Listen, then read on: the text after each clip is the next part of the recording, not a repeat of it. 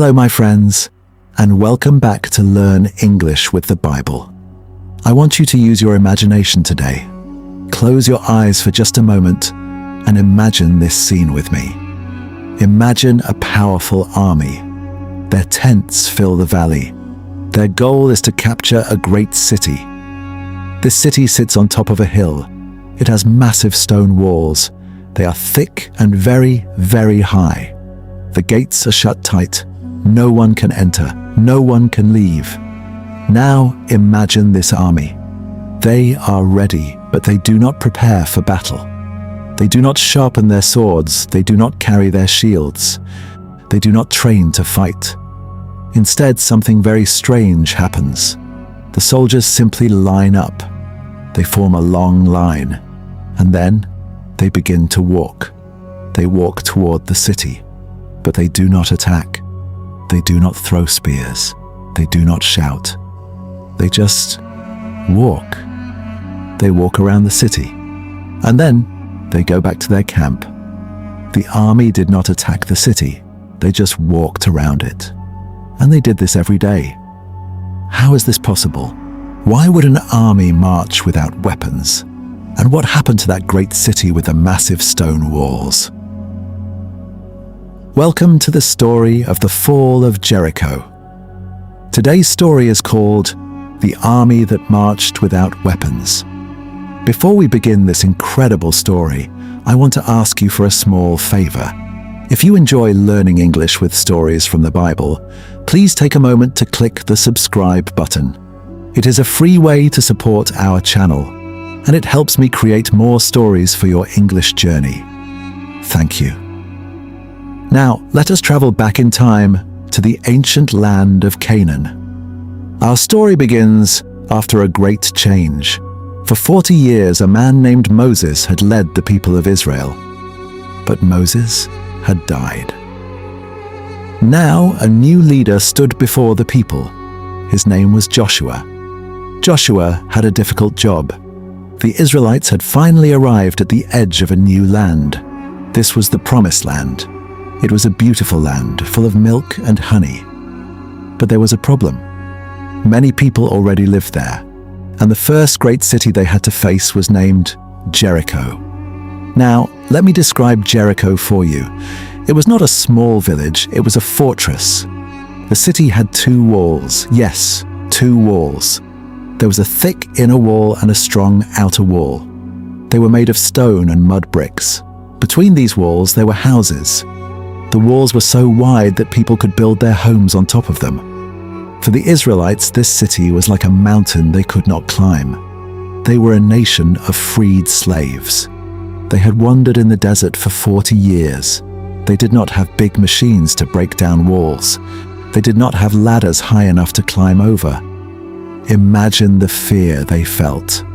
They looked up at these massive walls. They knew the people inside were watching them. The situation seemed hopeless. They were facing an impossible fortress, and they had no weapons to fight it. Joshua needed help. He needed a plan. One day he went out alone to think and to pray.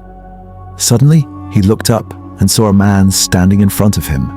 The man held a sword in his hand. Joshua was brave. He walked up to the man and asked, "Are you one of us, or are you one of our enemies?" The man replied, "Neither. I am the commander of the Lord's army. I have come to lead you." Joshua immediately bowed down to the ground. He knew this was a special messenger from God. He asked, "What message do you have for me?" And then the commander gave Joshua a very strange plan. It was a plan that did not make sense for a normal army. He said, "Listen carefully. I have given you Jericho. I have given you its king and its strong soldiers. Here is what you must do." And then he gave the command. March around the city once a day. Do this with all your soldiers. Do this for 6 days. 7 priests must walk in front of the ark. They must carry trumpets made from ram's horns. On the 7th day, you will march around the city 7 times. And then the priests will blow a long blast on the trumpets. When you hear the long blast, all the soldiers must shout, shout as loud as you can, and the walls of the city will fall down flat. Can you imagine how Joshua felt? This plan seemed crazy. Marching, blowing horns, shouting? That was not how you win a battle. But Joshua trusted the message. Let me explain two important words here. An ark was a special, sacred wooden box. It was covered in gold. The Israelites believed it was God's throne on earth. It was the most holy object they had. And a ram's horn is a simple musical instrument. A ram is a male sheep. So they took the horn of a sheep, cleaned it, and used it as a trumpet. The sound was deep and powerful, like a warning signal. Early the next morning, Joshua put the plan into action. The soldiers got up. They did not pick up their weapons. They formed a line. First, there were the armed soldiers. Then came the 7 priests, blowing their ram's horns. Behind them, other priests carried the golden ark of the covenant. Behind the ark, more soldiers marched. They walked toward the city of Jericho. The gates were shut tight. The people of Jericho were watching from the walls. They saw this long, silent line of people walking toward them. They probably picked up their bows and arrows. They prepared to fight. But the Israelites did not attack. They simply walked. They walked along the base of the wall. They marched all the way around the city, one time. And then they turned around and walked back to their camp. They did not say a word. Only the sound of the ram's horns could be heard. The next day, they did the same thing. March, silence, horns, back to camp, day after day, for 6 days. Imagine the silence. Imagine the discipline it took to not say a word. Can you imagine what the people inside the city were thinking? The first day, they probably laughed. Look at these fools, they thought. The second day, they were confused. The third day, they might have felt nervous. Day after day, this silent army marched past their homes. What would you have felt watching this silent army walk past your window every single day? Would you feel safe? Or would the silence scare you more than a battle cry? Then came the 7th day. This day was different. Early in the morning, as the sun rose over the desert, the army of Israel lined up again. But this time, they did not stop after 1 lap. They kept walking. Once around the city, 2 times, 3 times. The people on the wall watched. They grew more and more worried. 4 times, 5 times, 6 times. The sun was getting higher in the sky. The soldiers were tired, but they kept walking. 7 times. Finally, after the 7th lap, the soldiers stopped. The air was completely still. You could hear the wind. You could hear your own heart beating. It was the moment of truth. Then Joshua gave the signal. He shouted, "Shout, for the Lord has given you the city." The priests put the ram's horns to their mouths. They blew a long, loud, and terrible blast. The sound cut through the silence like a knife. And then, all the soldiers did something they had not done for 7 days. They opened their mouths and they shouted. Thousands and thousands of voices screamed at the top of their lungs. And at that exact moment, something impossible happened. The ground began to shake. Cracks appeared in the huge stone walls. The walls of Jericho began to sway. And then, with a sound like thunder, the walls came crashing down. The massive stones fell to the ground. The walls collapsed flat. The Israelites rushed straight into the city and captured it. The impossible fortress had fallen. The army that marched without weapons had won. The story of Jericho became a powerful story for generations. It was not a story about a powerful army. It was a story about faith and obedience. It showed that sometimes the greatest battles are not won with swords and shields.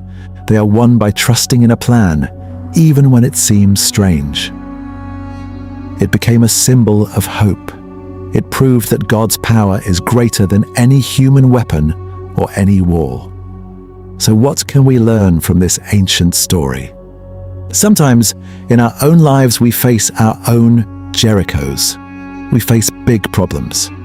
These problems feel like massive stone walls. Maybe it is a difficult exam. Maybe it is a problem in a relationship. Maybe it is a fear that we cannot overcome. The story of Jericho teaches us a valuable lesson. Be patient and keep going. The Israelites did not see results for 6 days. Day after day they walked. Nothing seemed to be happening, but they kept going. They trusted the process. It also teaches us that sometimes we have to do things in a way that seems unusual. We have to trust a different path. The victory did not come from their strength. It came from their patience and their obedience.